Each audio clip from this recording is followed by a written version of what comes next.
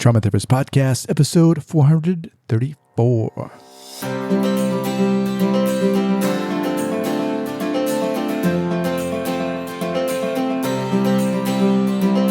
right, guys, welcome to the Trauma Therapist Podcast. My name is Guy McPherson. My mission is to raise awareness of trauma and to support new trauma therapists just starting out on their trauma-informed journey.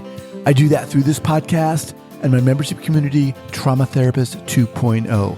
If you're a therapist of any kind, interested in learning about trauma, and you're looking for support and inspiration, I invite you to check out Trauma Therapist 2.0 by going to traumatherapist2.com. That's traumatherapist, the number 2.com. All right, let's get started. This episode is sponsored by CPTSD Foundation.org. And one of the great things about for me about doing this podcast is that I get to speak to and work with amazing people. And Athena Moberg, the CEO and founder of CPTSDFoundation.org, is one of those individuals. This woman is on fire. I got to meet her several months ago here in San Francisco. We had breakfast together and just had a really great talk. And I got to learn about her foundation and what they're doing. They provide complex trauma survivors and practitioners with compassionate support, skills, and trauma-informed education. Athena works together with expert practitioners and treatment centers, offering daily touch points to anyone currently in trauma therapy or who wants a safe place to come, feel heard and validated between therapy appointments. Some of the resources they offer are daily recovery support, a healing book club. They have free support groups. They also offer this really cool thing where they can send you texts just to encourage you and help you heal on your journey. So check them out at cptsdfoundation.org/trauma therapist podcast. Once again, that's cptsdfoundation.org/trauma therapist podcast. This episode is sponsored by Somatic Experiencing. Trauma may be a fact of life, but it doesn't have to be a life sentence. Somatic Experiencing is a psychobiological method of addressing clients' physical and emotional trauma conditions and helps to give voice to their experiences without a need for them to retell their story. SE focuses on regulation of the nervous system and offers the opportunity to engage, complete, and resolve the body's instinctual responses to traumatic experiences. For more information regarding Somatic Experiencing and the SE Professional Training Program, the Trauma Therapist Podcast listeners can visit traumahealing.org/TTP. That's traumahealing.org/TTP. All right, guys, welcome back to the Trauma Therapist Podcast. Guy McPherson here. I am very excited to have as my guest today, Megan Hillukka. Megan, welcome. Hi, thank you. All right. So Megan is a grieving mother with 6 children, 5 of whom are still here. Megan encourages and supports grieving mothers to know that despite having gone through an unimaginable experience, that life is not over for them. Megan experienced PTSD after finding her daughter, Aria, when she died. And Megan's done the work to find healing in her brain and in her life. Because of this, Megan wants everyone to know that PTSD is not a life sentence and that healing is possible. Again, Megan, thank you so much for doing this. Share with the listeners before we get started here where you're from originally and where you're calling from, and then let's dive in. I'm from Minnesota, and so that's where I am today. I haven't moved far. So, okay, yeah, around the Twin Cities. I can hear that accent. So, yeah. I mean, come on, there's no way to cut this. I mean, this topic is it's so unimaginably tragic. And I'm not going to have you recount your story, but in lieu of doing that, I guess the question is, many of us experience, probably most of us experience some degree of trauma. Obviously this is way up there. How did you get to this point where, and maybe we'll double back, but how did you get to this point where you're like, you know what, I want to reach out. I want to create a resource. I want to start helping people. A lot of work. It's a lot of work to get where I'm at. But I'm actually fine recounting my story if you want me to say a little bit about it. I mean, I've said it enough times, and I think you start to feel like people are like, you're so emotionless about your story. But I'm like, it starts to become your life and what Right. it is. And so it's not like, I can just share a little bit about it if you want me to. Okay. Yeah. So May 27th of 2016, so it's been a little bit over like 3.5 years. I found my daughter, Aria, after she died in the night. She was 15 months old and she died in her sleep of SUDC. So it's sudden unexplained death in childhood. So it's similar to SIDS, but it's after they turn a year, it turns into SUDC. And I feel like I lost myself and my brain, my mental health. Like in that moment, I can still, like that moment, I like feel like all my circuits in my brain, everything was just snapped in half. And so I've gone back to that moment so many times, but I didn't realize that I had any trauma until I was in therapy and my therapist mentioned that I might have PTSD. And then I started looking up the symptoms of PTSD, and a huge one is avoidance. And the one that I kept experiencing was like trying to go check on my boys, in the morning when they were sleeping still. And it got so bad where I couldn't even go downstairs. I was like heart pounding, my whole body's reacting every time I'm going to go check on them. And then in the morning, I began to just sit in my bed and not go downstairs. I couldn't bring myself to go check on my sleeping kids. And I felt like a terrible mom. I was like, what kind of mom, when she believes her kids are dead downstairs? Like, I honestly believed that in my brain and my body. Like, I was like, they're gone down there, and I'm just sitting in my bed, too terrified to go down there. How long after Aria had passed on are you talking about right now? So this is within just a couple weeks, because my daughter, Breland, was born 4 weeks later. And so this specific memory is when I remember in between that time of Aria dying and Breland being born. And then Breland's birth and life was just another story of me. Like, I didn't sleep at all with her. I couldn't sleep because I'd, lay her down and be like, okay, I'm going to put it in God's hands. There's nothing I can do. I can't control her living or dying. So I'd lay her down, try to put it not in my control, lay down. 5 minutes later, I'd pop up in a panic again, shaking her that, she's gone. So that's kind of my whole, and a very tiny example of what PTSD was like for me. Like, it's just that constant terror. So you're going through this, you're having these experiences. At what point do you say, I need some help? Or how did where did the therapist come in? Immediately, right when Aria died, I was like, you know what? I cannot do this alone. This feels too major and too big for me to be able to do myself. I need help. Okay. So I was open to therapy right away as soon as she died. And so I went to therapy, and we were just doing regular therapy. I think I started going after Breland was born. So like 6 weeks later or so. And I was telling her about, what I was experiencing, and she had suggested that I might have PTSD, and then referred me to a different therapist who does EMDR. So she didn't do EMDR, but he did. So that's eye movement desensitization and reprocessing. I'm sure everybody seems like people know about that, but not everybody does. But yeah, so I went there to this other therapist who was very, he was amazing. And so, yeah, I started EMDR. What about him was amazing? I feel like he was very gentle in his approach to EMDR. Like, I've read from other people that their therapist has like forced them to try, like, remember things and like tried to force them into a specific memory.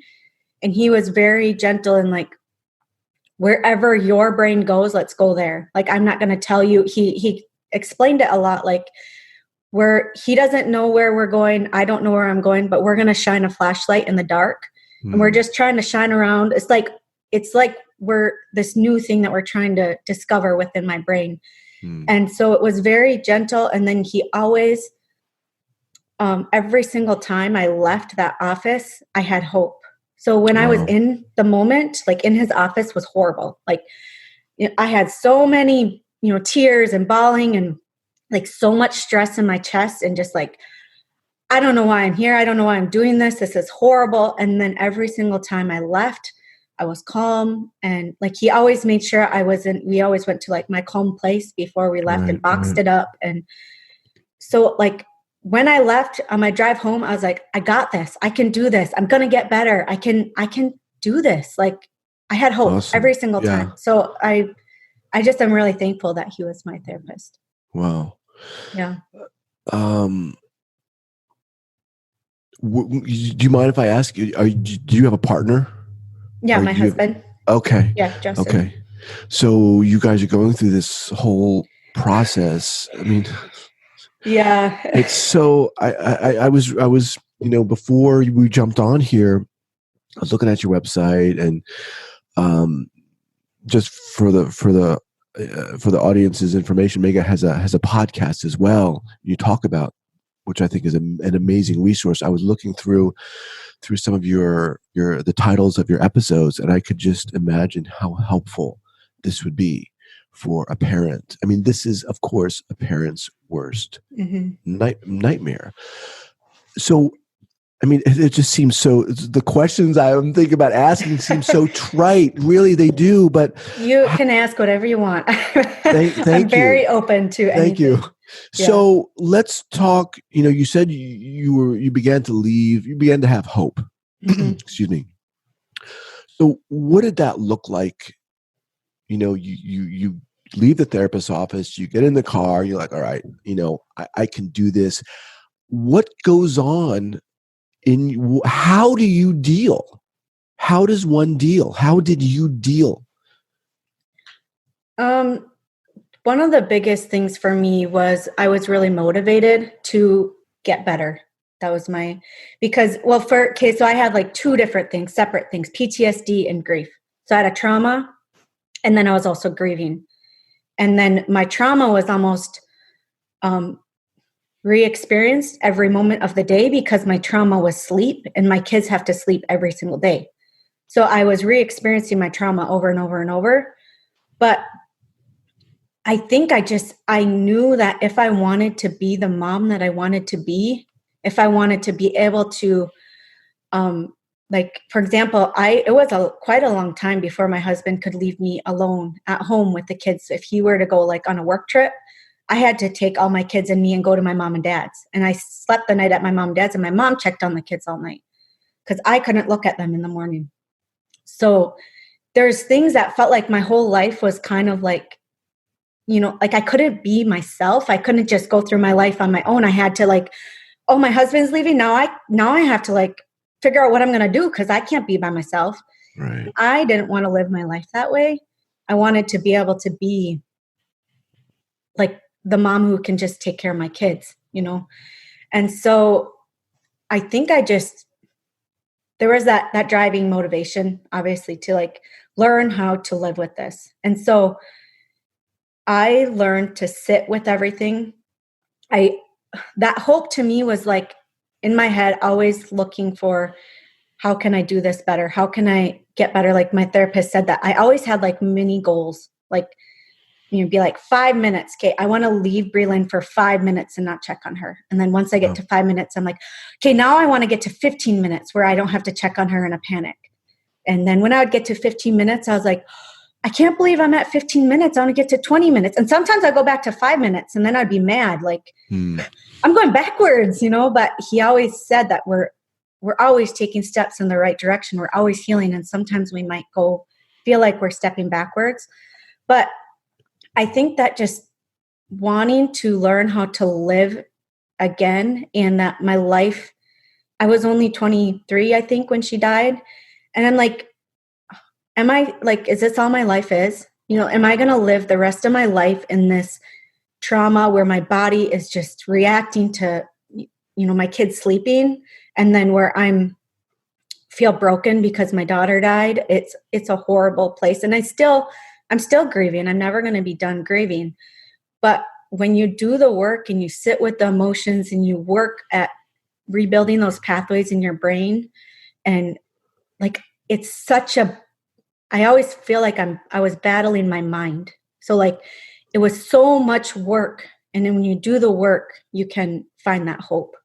That's what I've experienced. As you're talking, I'm thinking to myself, that you're a pretty amazing person.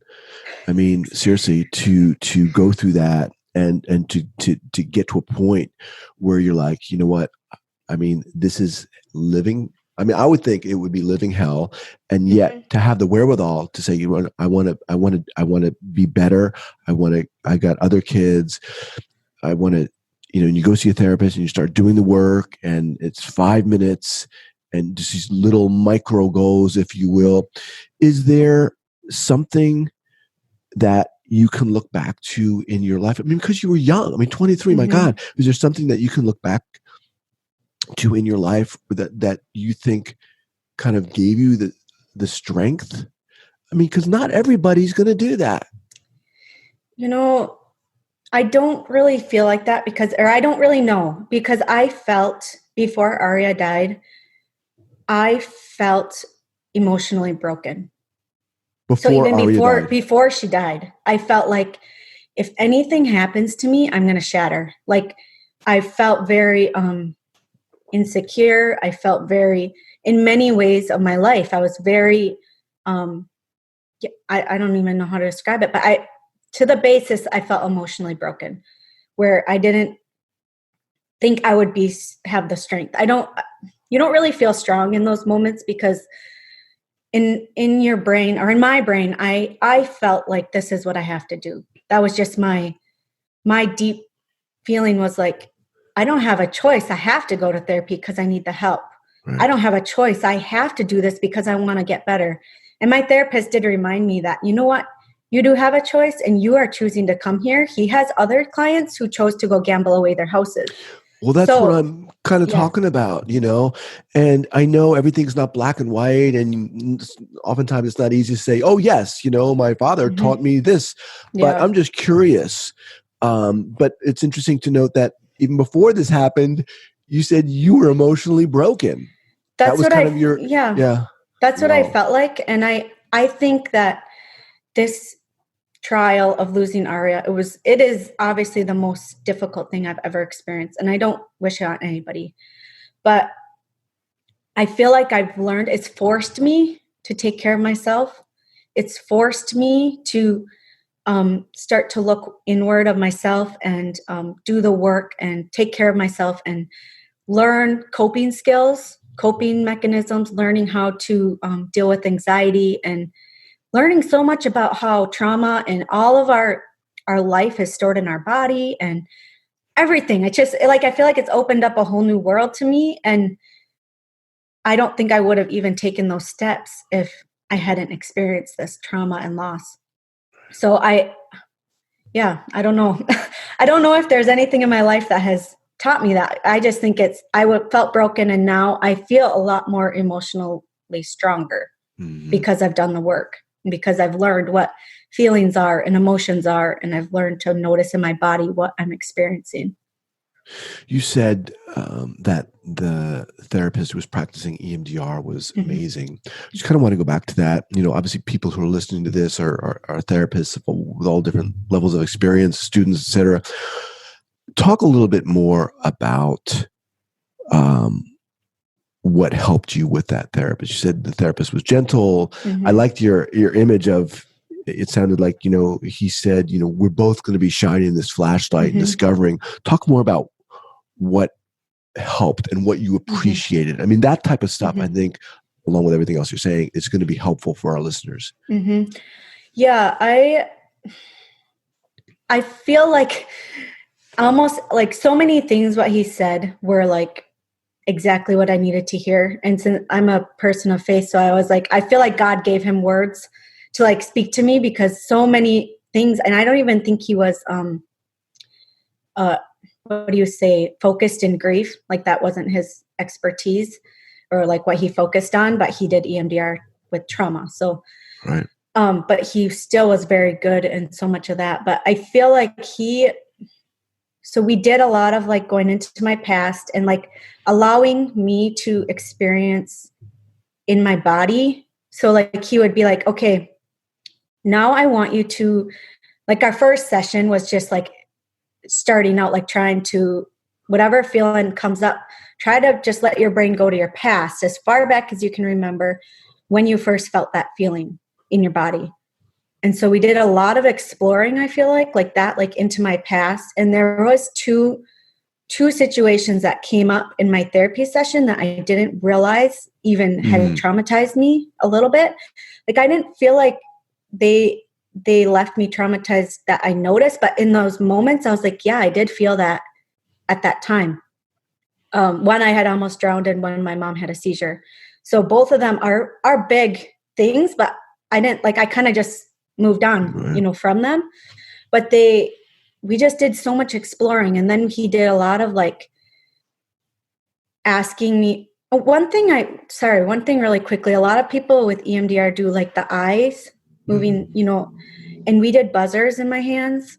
And I really liked that. I feel like the eyes would distract me. And I feel like the buzzers, I was able to close my eyes and I just went into my body, into my head, and I like revisited in my brain. And then when he would say, go wherever you go. And then he would stop the buzzers and I'd open my eyes. And I don't think everybody has to say, but I always told him what I was thinking and feeling. And then he would ask me, where are you feeling it in your body? So I feel like we always took what was going on in my head to what was going on in my body, and we connected them. And I think that's so important because our bodies and our minds are not separate. They're, a whole entity. And so like, I always felt it in my chest, in my heart. I felt so much stress here and then my neck and shoulders. And it felt like every time, I would go through that thought or what I was thinking, the experience, go through it. And then he would stop me before he got like, I would get to a red zone. So he like paid attention to my body and how I was reacting. And if I was going to get into a red zone, he would stop. And then he would say, where are you feeling that in your body? And then I just focus on that. So I focus on, the stress in my chest. And the more I focused on it, the more it relaxed and disappeared. And then once I was calm, and I was seriously like, went, from calm to stress to calm to stress, like many times in a session, because when you focus on it, we think that if we focus on it, it's going to get bigger, and it's going to like ruin us and like whatever. But when we focus on it, it disappears. That's what I have noticed in therapy is, I focus on that spot in my chest, that stress, and then it just relaxed and went out, and then we'd start all over. So, yeah. I just want to remind everyone that I'm speaking with Megan Hillukka. Talk about the evolution of your website and your podcast, and how did you get to a point? When did you get to a point where you're like, you know what, I want to do something and help other people with this? Yeah, I remember when I was in therapy, I remember sitting there and thinking like, I want to help people. I want to help people with this, but I was like, there's no way I can. I don't know how to. I don't have the energy. I don't even know what I'm experiencing. I don't know how to communicate that to the world. And then I had thought that the only way I could help people was to go to school to be a therapist. And I was like, I can't do that right now, do all that schooling, whatever. But as I was trying to figure out what can I do, like later on, so a year ago, that's when I have started. I started to think about what can I do? What have I experienced in my life that I can give to others to help them? And obviously grief and trauma is something I'm really passionate about. And I talk about both of them. And then grief is something I'm more focused on with helping people. But obviously that's, a huge thing in my life. And then I was struggling with like, do I want to dive into this area? Do I want to dive into something that's so heavy? And so, everybody has different triggers. Everybody grieves differently. How can I connect those things and be able to support people in their grief wherever they're at? Because everybody's at a different spot. Everybody's at a different, each of us has had a different way that our child died. And so then we have different feelings and emotions towards that. So I was like, I don't even know how to do this, but I feel like every step I've taken, I've just learned a little bit more and I've become more clear on what I'm doing. And I've also learned that I don't have to take everybody's grief onto myself, that everybody's grief is valid and real and I can sit with them, but I also don't need to carry it in my own life. And I've been better at being able to do that. Like I'm so honored when I get to hear people's stories and to sit with them and to hear their stories. I feel like I can be there. I can do that. I don't think I would have been able to before, and I don't know what changed. I don't know if it's just that I have more emotional capacity in myself and understanding of myself and who I am. But then I can sit with them, but then I can also separate my life and their life, if that makes sense. And when I was in my deep grief, that made me angry because I didn't like that other people could just go on with their lives. And here I was stuck in my, hole of grief, and everyone else could just move along and go on with their lives. But I think it's really important that we can support each other, have compassion, but we also can go back and have the strength to be in our own lives as well. Yeah. I mean, that's beautifully said, and a really powerful lesson. I think that everybody listening to this needs to hear, to be able to, sit with someone, listen to their story, which in this case is undoubtedly tragic, but to be able to go back into your own life and be able to live that life. That's not easy to do. No. Right. It's not easy to do. I mean, you talk about it as if it just came. You talk about a lot of things I mean, seriously, you're a pro. I mean, you have a lot of experience in this, but how did you do that? How did you start? Well, before we do that, so you're thinking to yourself, all right, I want to help people, but there's I don't know how. So what did you do? What steps did you start to take? I just started talking about it. All right. Did you put up a website? Yeah, I started a website. I started blogging. I started Instagram. And I'm in a lot of Facebook groups with grieving moms and with PTSD Facebook groups as well. So I've done a ton of reading and books and just being in that world, sitting with, reading what people are saying about grief, interacting with people who are on my website or look at my Instagram or now listen to my podcast. I just started doing. I didn't even know what I was going to do for sure. In the beginning, I just started taking steps. And in the beginning, I didn't know how can I help. I was I had no idea. I was how do you help somebody who's grieving? You can't fix the problem. The problem is their child's dead and you can't, how do you fix that? You can't. So I've really honed in onto, I want to help moms who are past that first shock of their, child dying and where they're kind of back to day-to-day life and they're trying to figure out, who am I? Who have I become? I've changed. I'm a different person. And I don't even know how to love myself. I don't know how to live this life because it feels so heavy and broken and there's no light at the end of the tunnel. And so that's who I'm kind of focusing on because I think that's the person I know how to help them because I know it's possible to go from that spot to where I am. And that in and of itself, I mean, to talk to you and just to hear your story is not only inspiring to me, but it's healing. You've talked about a lot of things, Megan, that could take people a very long time. You said even before Aria's death, you were kind of emotionally broken, and then after this happened, obviously you were devastated, but then you got into therapy rather quickly. Not everyone's going to make that transition as quickly, and between that step A and B, there's a lot there. How does one even admit that they need help? A lot of people we struggle with that. And you shared that there was a lot of shame. My God, what kind of mom am I? I can't even go down and check on my kids. Just that step where you talk about these steps you made, but just those little incremental steps in and of themselves is people need to know, people need to hear. So I think you're doing just an amazing service by just sharing your story. Yeah, thank you. That's why I share it, because I'm like, you know what? Like, I know what's possible, and I know where people are. I know those feelings. I know that place, and I know we don't need to stay there forever.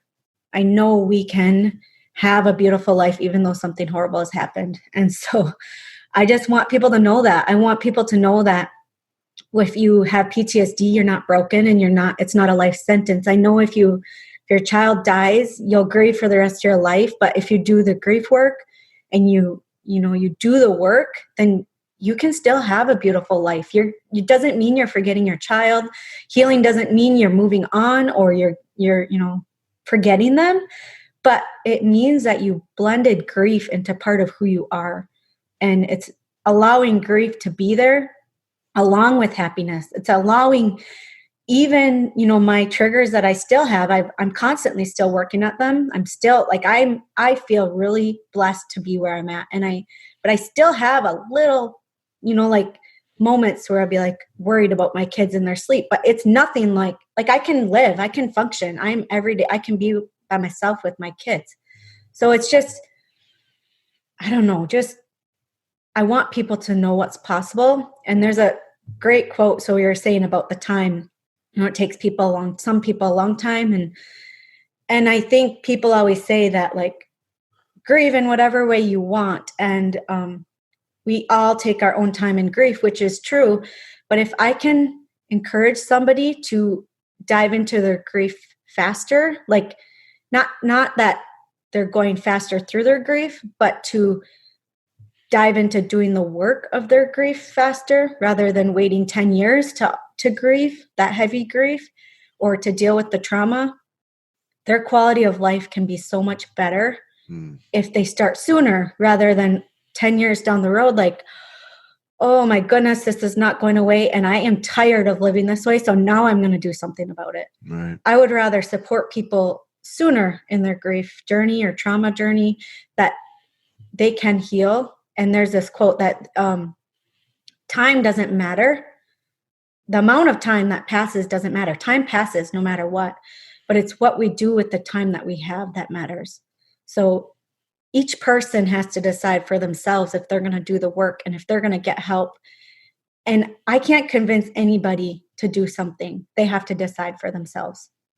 So, Megan, do you have any go-to book recommendations or resources? I mean, I'll have your podcast listed up at the show notes page and your website, et cetera. Just share with our listeners before you share a book, et cetera, what the name of your podcast is. The Cultivated Family Podcast. And then my website is meganhillukka.com. And then I'm Cultivated Family on Instagram and Facebook as well. Okay. Yeah. And in terms of any book recommendations, whether, trauma related or not, or grieving related or not, anything that you've been reading that's been inspiring that you think might... Yeah, I have two that I love. So The Body Keeps the Score. Okay. That book is like, I was reading it and it's really, so if you're like somebody who has experienced trauma, it might be a little bit more difficult to read because it's super thick and it's really like, I feel like it's super in depth. And so it's probably, I don't know, I feel like it's super helpful to try understand trauma. And so much of what I was reading, I was like, it like got me to my core. Like I understand and it helps bring in that trauma is not like, I feel like it's something that's our whole body, like our whole body experience needs to be dealt with. It's not just talking it out or just doing this, but like combining everything together, or like just medication. Like I feel like the book just dives so deeply into that. And I loved that book. And then the other book was The Gifts of Imperfection by Brene Brown. And that one came up in my therapy session because I think something that has happened to me through this whole journey is I have always talked really horribly to myself. And I didn't realize I was a perfectionist or like trying to put on a front or try to be perfect or whatever. But in my therapy sessions that came out. And so my therapist recommended The Gifts of Imperfection. And that book was just I feel like it opened my eyes to so many ways of how I was beating myself up, and how we can, if we want to have more love in our lives or more joy in our lives, we also have to feel the pain and the sadness and the horrible, difficult parts where we label as bad. We have to feel that, all those things, in order to be able to have joy and laughter and life. So I feel like that book really brought that home to me, and to start focusing in on myself and noticing what's going on in my own brain and body. Awesome. So that's The Gifts of Imperfection by Brene Brown, and The Body Keeps Score by Bessel van der Kolk. We'll have those along with Megan's website and podcasts up at the show notes page at traumatherapistpodcast.com. Megan, man, I want to thank you for coming on here. Seriously. Thank you for having me. Yeah, you're welcome. I mean, you're beyond inspiring, really. I talk to a lot of people, and I know I say that, but you're an amazing person. And I want to thank you for coming on here and sharing your story. Thanks for saying that. I don't really feel inspiring, but I'll keep going. Thank you. All right, take care. You too. Once again, thank you to Somatic Experiencing for sponsoring this podcast. Somatic Experiencing Trauma Institute is a 501c3 nonprofit dedicated to resolving trauma worldwide by providing professional training and education in somatic experiencing. It was founded by Dr. Peter Levine, author of the bestseller Waking the Tiger, who developed somatic experiencing based on explorations of how animals deal with threat, nervous system overwhelm, and traumatic experiences on a daily basis. Learn more about somatic experiencing and the SE Professional Training Program at traumahealing.org/TTP. That's traumahealing.org/TTP. This episode is sponsored by CPTSD Foundation.org. One of the great things about for me about doing this podcast is that I get to speak to and work with amazing people. And Athena Moberg, the CEO and founder of CPTSDFoundation.org, is one of those individuals. This woman is on fire. I got to meet her several months ago here in San Francisco. We had breakfast together and just had a really great talk. And I got to learn about her foundation and what they're doing. They provide complex trauma survivors and practitioners with compassionate support, skills, and trauma-informed education. Athena works together with expert practitioners and treatment centers, offering daily touch points to anyone currently in trauma therapy or who wants a safe place to come, feel heard and validated between therapy appointments. Some of the resources they offer are daily recovery support, a healing book club. They have free support groups. They also offer this really cool thing where they can send you texts just to encourage you and help you heal on your journey. So check them out at cptsdfoundation.org/trauma therapist podcast. Once again, that's cptsdfoundation.org/trauma therapist podcast.